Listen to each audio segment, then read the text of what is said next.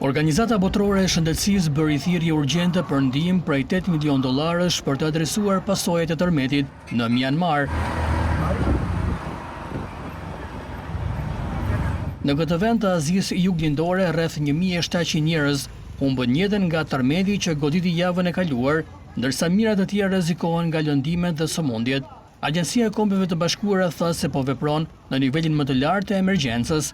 Ajo tha se i nevojiten donacione për të ofruar kujdes urgjent për të plagosurit, për të parandaluar shpërthimin e sëmundjeve dhe për të rivendosur shërbimet thelbësore shëndetësore gjatë 30 ditëve të ardhshme.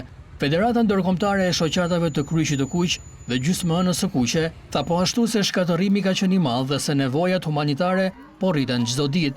Ekipet e shpëtimit në Myanmar janë duke vazhduar kërkimet për të mbijetuar të mundshëm në rrënojat e ndërtesave të shembura.